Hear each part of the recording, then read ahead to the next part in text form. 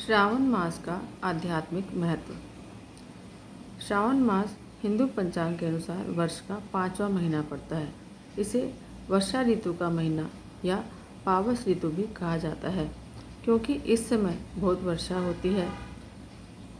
इस माह में अनेक महत्वपूर्ण त्यौहार मनाए जाते हैं, जिसमें हरियाली तीज, रक्षाबंधन, नाग पंचमी आदि प्रमुख हैं।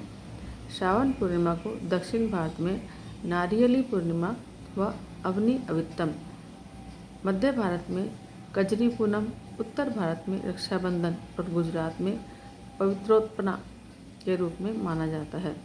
त्योहारों की विविधता ही भारत की विशिष्टता की पहचान है। श्रावण यानी श्रावण मास में भगवान शिव की आराधना का विशेष महत्व है। इस माह में पड़ने वाले सोमवार सावन के सोमवार कहलाते हैं, जिसमें स्त्रियां और विशेष तौर से कुंवारी कन्याएं भगवान शिव के निमित्त व्रत आदि रखती हैं। श्रावण मास की एक पौराणिक कथा आती है।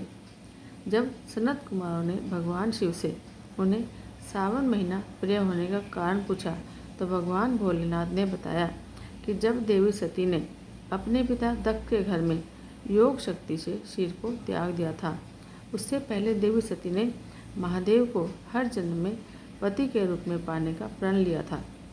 अपने दूसरे जन्म में देवी सती ने पार्वती के नाम से हिमाचल और रानी मैना के घर में पुत्री के रूप में जन्म लिया। पार्वती ने युवावस्था के सावन महीने में निराहार रहकर कठोर व्रत किया और शिव को प्रसन्न कर उनसे विवाह किया, जिसके बाद ही महादेव के लिए यह विशेष हो गया। एक और भी कथा आती है। मृकंडू ऋषि के पुत्र मार्कंडेय ने लंबी आयु के लिए सावन माह में ही घोर तप कर भगवान शिव की कृपा प्राप्त की थी, जिससे मिली मंत्र शक्तियों के सामने मृत्यु के देवता यमराज भी नतमस्तक हो गए थे। भगवान शिव को सावन का महीना प्रिय होने का अन्य कारण यह भी है कि भगवान शिव सावन के महीने में पृथ्वी पर अवतरित होकर अपनी ससुराल गए थे और वहाँ उनका स्वागत अर्घ्य और जल के अभिषेक से किया गया था। माना जाता है कि प्रत्येक वर्ष सावन माह में भगवान शिव अपनी ससुराल आते हैं। भूलोक वासियों के लिए शिव कृपा पाने का यह उत्तम समय होता है। पौराणिक कथाओं में वर्णन आता है कि इसी सावन मास में समुद्र मंथन किया गया था।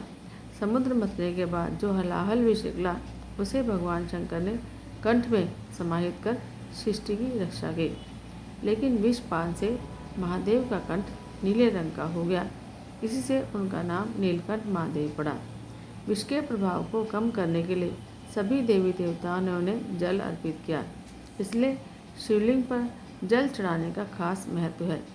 यही वजह है कि सावन मास में भोले को जल चढ़ाने से विशेष फल की प्राप्ति होती है। शिव पुराण में उल्लेख है कि भगवान शिव स्वयं ही जल हैं, इसलिए जल से उनके अभिषेक के रूप में आराधना का उत्तम से उत्तम फल है, इसमें कोई संशय नहीं है। शास्त्रों में लिखा गया है कि सावन महीने में भगवान विष्णु योग निद्रा में चले जाते हैं, इसलिए ये समय भक्तों, साधु संतों सभी के लिए अमूल्य होता है। यह 4 महीनों में होने वाला एक वैदिक यज्ञ है, जो एक प्रकार का पौराणिक व्रत है, जिसे चौमासा भी कहा जाता है।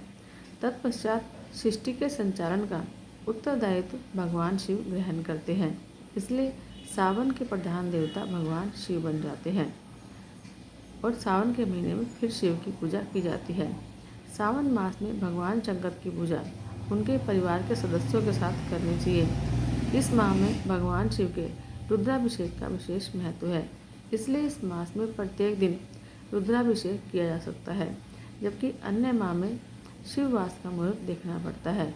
भगवान शिव के रुद्राभिषेक में जल, दूध, दही, घी, शहद, शक्कर या चीनी, गंगाजल और गन्ने के रस आदि से स्नान कराया जाता है। अभिषेक कराने के बाद बेलपत्र, शमीपत्र, कुशा और दुर्वा आदि से शिव जी को प्रसन्न करते हैं। अंत में भांग, धतूरा और श्रीफल भोलेनाथ को भांग के रूप में चढ़ाया जाता है, भोग के रूप में चढ़ाया जाता है। शिवलिंग पर बेलपत्र और शमीपत्र चढ़ाने का वर्णन पुराणों में भी किया गया है। बेलपत्र भोलेनाथ को प्रसन्न करने के लिए शिवलिंग पर चढ़ाया जाता है। आग का एक फूल शिवलिंग पर चढ़ाने से सोने के दान के बराबर फल मिलता है। 1000 आग के फूलों की अपेक्षा एक कनेर का फूल, 1000 कनेर के फूलों को चढ़ाने की अपेक्षा एक बिलपत्र से दान का पुण्य मिल जाता है। 1000 बिलपत्रों के बराबर एक द्रोण या गुमा फूल फलदायी होते हैं।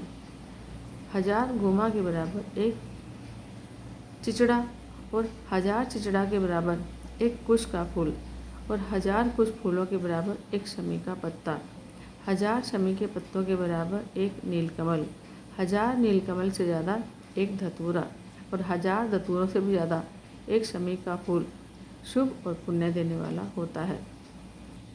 इति श्री श्रावण महात्म्य संपूर्ण।